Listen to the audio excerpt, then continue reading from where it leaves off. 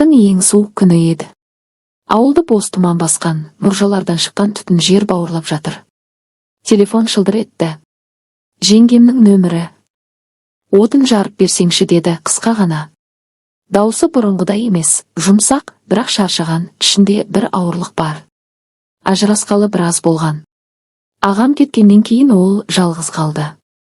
Мен үйіне бардым. Қақпа сықырлап ашылды. Аула тап-таза, қарда бір ғана адамның ізі. Үйдің іші жылы, бірақ жылуы жетпегендей суық. Жеңгем есікте тұр. Көзі жүдеу, ерні аздап дірілдейді. Шалысы иығынан түсіп кеткендей ауыр. Отын ана жерде деді де үйге кіріп кетті. Балтаны алдым. Әр соққанда ойым бөлініп жатыр. Бұл жеңге емес, ажырасқан, жалғыз әйел. Денесі әлі жас, бірақ көзі өшіп қалған. Бала кезден көрген жеңгемнің орнында қазір құмарлықтан, жылулықтан ашыққан біреу тұрғандай. Үйден ыдыс сылдыры естілді. Шай қойып жатыр ма? Отын жарып тұрып іштей түсіндім, мен мұнда отын үшін емес, басқа үшін келген сияқтымын. Отын бітті. Қолым мұздап, балта сабы алақанға жабысып қалған. Есік ашылды. Кір, шай іш деді жеңгем. Даусында өтініш бар, бұйрық емес. Үйге кірдім. Пеш қызып тұр, бірақ ауа салқын, адам жылу жоқ. Шай үстінде үнсіздік. Қасықтың сыңғыры ғана. Ол басын төмен салып отыр. Көйлегінің алды аздап ашық, омырауының сызығы көрінеді, ақ, нәзік. Қиын болып тұр деді бір кезде. Не қиын? Деп сұрадым бірінші рет. Ол көзін көтерді. Көзінде мұң емес, құмарлықтың оты бар сияқты. Жалғыздық. Түнде төсек суық, біреудің тынысын, қолын сағынады екенсің. Сөздің астарын түсіндім. Шайдың дәмі кетті. Ішімде бір нәрсе қозғалды. Шайдан соң тұрайын дедім.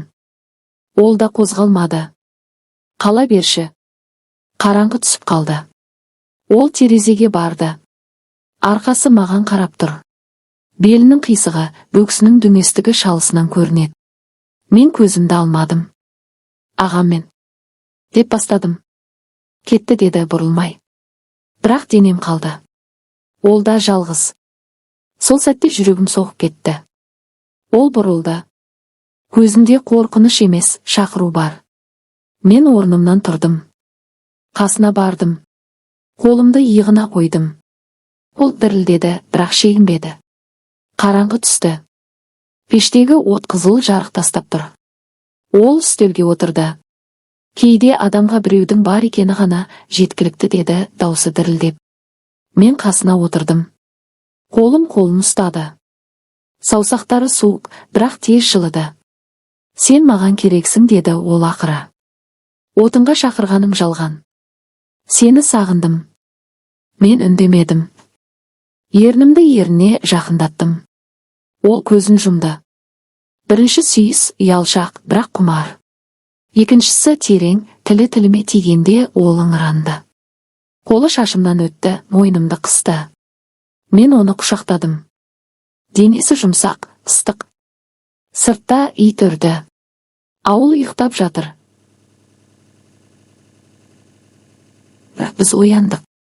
Ол мені жатын бөлмеге апарды. Киімдер түсті.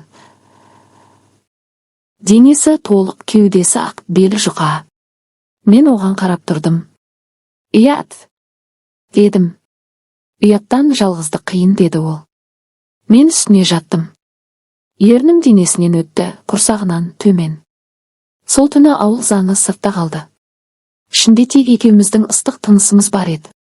Түн ұзақ болды. Бірнеше рет қосылдық. Шашы бетіме түсіп терге тигенде ыстық болды. Сені бұрыннан қалайтынмын деп сыбырлады ол құлағыма таң атты. Ол пешке от салды. Кетесің бе, кетпеші өтініш деді. Ауыл оянды. Менің іздерім қарда. Түске таман сыбыр басталды. Кеше түнде пәленшенің үйінен таңертең шығыпты. Жеңгем үйден шықпайды. Мен де айналып жүремін.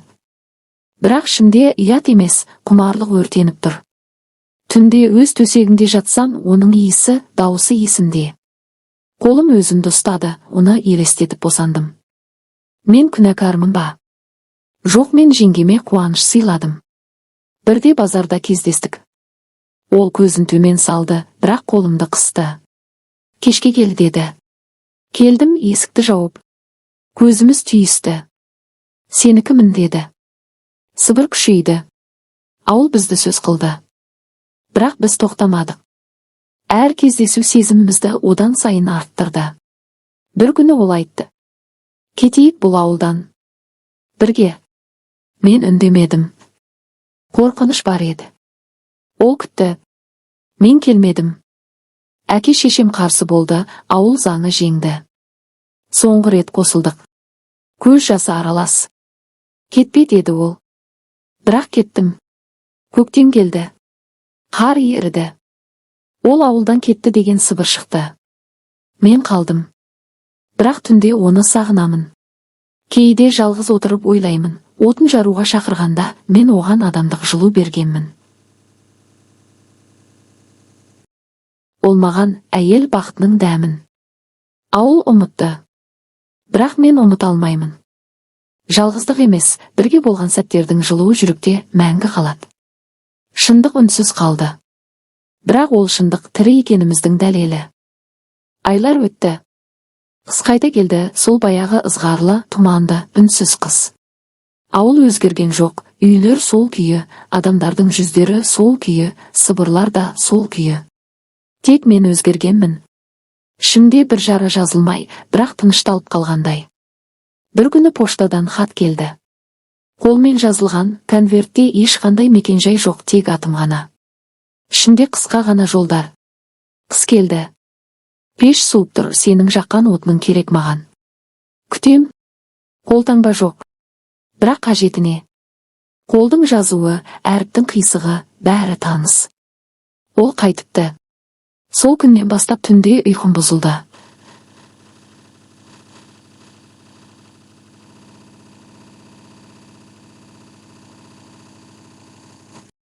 Көз алдыма жеңгем. Денем есіне түсіреді, оның иісін, терісін, нәзік даусын. Ауылда сыбыр қайта басталды. Пәленшенің жеңгесі қайтыпты дейді. Қаладан жалғыз. Біреулер күлімсірейді, біреулер басын шайқайды. Маған бәрі бір. Ішкі сот әлдеқашан үкім шығарған. Мен оны тастап кеткенмін. Бір аптадан кейін шыдай алмай кешке қарай үйіне тарттым. Қақпа сол күйі сықырлады. Аула тап-таза, қарда бір ғана әйелдің ізі. Есік ашық, шынымен. Ішке кірсем, ол пештің жанында отыр. Шашы ұзарыпты, бетіне жылдардың ізі түскен. Бірақ көзі сол күйі, құмарлықтың оты әлі өшпеген. Мені көріп орнынан тұрмады. Тек жымиды. Келдің ғой деді жай ғана. Даусы бұрынғыдай дірілдеп тұр. Мен үндемедім. Қасына бардым. Қолымды создым. Ол қолымды ұстады, саусақтары суық, бірақ тез жылыды. Неге қайтып келдің? Дедім ақыры. Ол көзін төмен салды. Жалғыздық қайда барсаң да ереді екен. Бірақ сен сияқты жылулық беретін еркек еш жерде жоқ болып шықты. Сол сәтте пештегі от лаулап жанды. Біздің арамыздағы суық та ери бастады. Киімдер түсті. Денелер қайта танысты. Ол бұрынғыдан да құмар, мен бұрынғыдан да аш. Үстелге, төсекке, еденге қайда болса да қосылдық. Оның ыңыраны үйді толтырды. Тырнағы арқамды тырнады. Аяғы беліме оралды. Менікі бол деп сыбырлады ол шыңға шығып жатқанда. Мен жауап бермедім. Тек қаттырақ құшақтадым. Таң атқанда кетпедім. Бұл жолы кетпеймін. Сыртта қар үлпілдеп жауып жатыр. Іште екі адамның жылуы ғана бар. Ауыл сыбыры ертең басталар. Бірақ ертеңгі күннің еншісінде. Қыс бітті. Қар еріп, жер ашылып, ауылға көктемнің иісі келді. Бірақ біздің үйде қыс әлі жалғасып жатқандай еді, тек енді ол суық емес, ыстық қыс болатын. Ол қайтып келгеннен кейін біз ешқайда кетпедік. Ауыл сыбыры күшейді, ата-анам қарсы болып жүр. Сырттағы көздерге қарамай, іштегі отты өшірмедік. Күнде кешке мен оның үйіне баратын болдым. Кейде таңға дейін қалатынмын. Ол мені күтіп отыратын пешті жағып, шай қойып, бірақ шай суығанша ішпейтінбіз. Киімдер есік алдында қалады да, біз бірге ери бастайтынбыз. Оның денесі жылдар өтсе де өзгермеді. Мен оған әр жолы жаңадан ғашық болатындай жаным жадырап қалатын. Сенсіз өмір сүре алмайтын болып қалдым дейтін ол шыңға шығып жатқанда. Көктемде ол маған бір сыр айтты. Үстелде отырып қолымды ұстап, ішімде сенің балаң бар деді. Сөздің мағынасы бірден жетпеді. Сосын жүрегім соғып кетті. Сенікі деді ол жымиып. Көзінде қорқыныш та, қуаныш та бар. Мен оны құшақтадым. Ішін сипадым. Әлі ештеңе сезілмейді, бірақ ішінде біздің жалғастығымыз өсіп жатыр екен. Ауыл біледі. Енді сыбыр емес, ашық сөз басталды. Біреулер бетіме тіке қарап, ұят емес пе? Дейді. Әкем үйге шақырып біраз сөздер айтты. Ағайын жиналды. Бірақ мен тыңдамадым. Ол да тыңдамады. Бір күні ол маған. Кетейік деді. Бұл ауылдан алыс, жаңа жерге. Балаға басқа өмір берейік. Мен басымды изедім. Көктемнің соңында біз кеттік. 2 чемодан, 1 машина, және ішіндегі бала. Ауыл артта қалды, сыбырымен, заңымен, көзімен бірге. Жаңа қалада, жаңа ұялдық. Ол күніге семіріп, әдеміленіп бара жатты. Түнде оны артынан құшақтап жататынмын. Қолым ішінен өтеді. Бала қозғала бастады, кішкентай ғана теуіп. Біз бақыттымыз ба? Деп сұрады ол бір түні. Мен оның мойнынан сүйіп. Иә, дедім. Сыртта жаз келді. Іште жаңа өмір басталды. Ал ескі қыс мәңгіге артта қалды. Бірақ оның суығы емес, жылуы есімізде.